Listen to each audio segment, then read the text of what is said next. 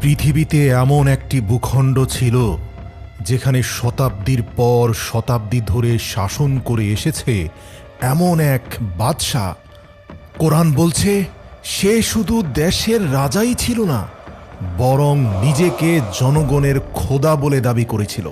কোরআনে বর্ণিত আছে, একবার সে অহংকার করে বলেছিল, আনা রব্বুকুমুল আ'লা, আমি তোমাদের সবচেয়ে বড় রব। এই অত্যাচারী শাসক তার নিজের সামনে জনগণকে সেজদা দিতে বাধ্য করত। আর তারপর এমন এক রাত এলো যে রাতের একটি স্বপ্ন সেই বাদশার ঘুম হারাম করে দিল।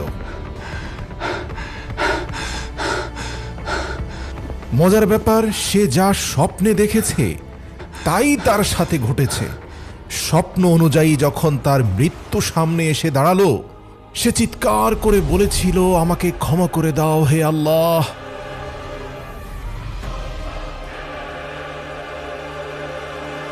কিন্তু আল্লাহ তার লাশকেও মাটির নিচে দাফন হতে দিলেন না, বরং কিয়ামত পর্যন্ত তাকে মানব জাতির জন্য নিদর্শন করে রেখে দিলেন। মিশর সেই যুগের সবচেয়ে শক্তিশালী দেশ। নীল নদের তীরে গড়ে ওঠা শহরগুলোতে ফসল এমনভাবে ফলত যেন সেখান থেকে সোনা ঝরে পড়ছে। তাদের বাজারগুলো ছিল খুবই সমৃদ্ধ।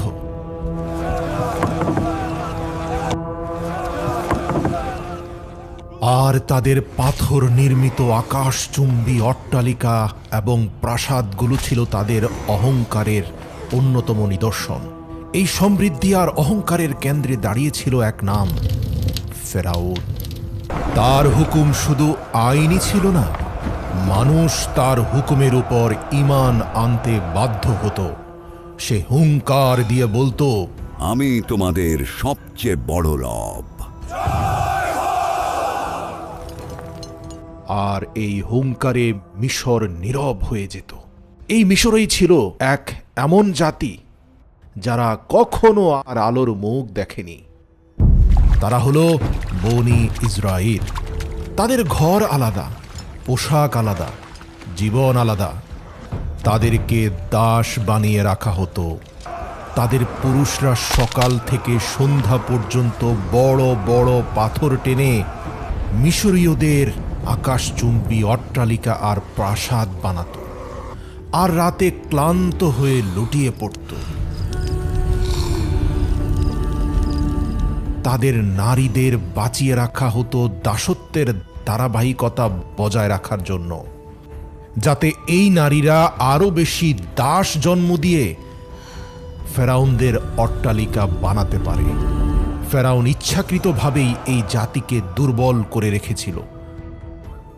আমার ছায়া পড়লে মাটি পবিত্র হয়, আমার পদধ্বনিতে পাথর কাঁপে। কারণ দুর্বল জাতি কখনোই তার সিংহাসন নাড়াতে পারবে না।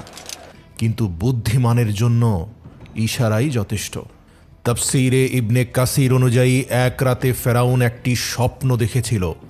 সে দেখল বাইতুল মুকাদ্দাসের দিক থেকে একটি আগুন বেরিয়ে আসছে, যা মিশরের ঘর বাড়ি জ্বালিয়ে দিচ্ছে। কিন্তু বনি ইসরায়েলের ঘরগুলো ছিল অক্ষত। ফেরাউন আতঙ্কিত হয়ে জেগে উঠল। এই প্রথমবার সে নিজেকে দুর্বল মনে করল।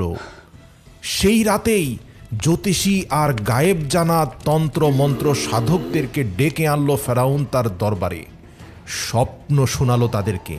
তারপর তারা তাদের কুফরি কালাম দিয়ে গবেষণা করে বলল, বনি ইসরায়েলের মধ্যে এক পুত্র শিশুর জন্ম হবে, যে আপনার রাজত্বের পতনের কারণ হবে। এই ভবিষ্যৎবাণী ফেরাউনের মাথায় বজ্রপাতের মতো এসে পড়ল।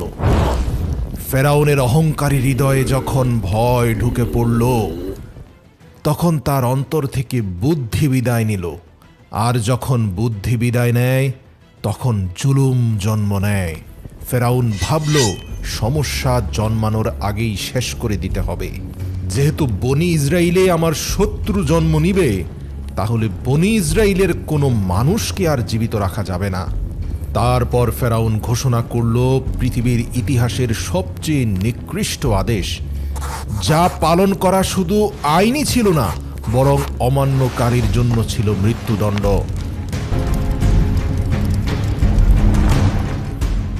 ফেরাউন ঘোষণা করল এক রক্তাক্ত আদেশ। এই বিপদটা জন্ম নেওয়ার আগেই শেষ করতে হবে। বনি ইসরায়েলের ঘরে যেন কোনো ভবিষ্যৎ হুমকি মাথা তুলতে না পারে। আর এই আদেশের পরই শহর থেকে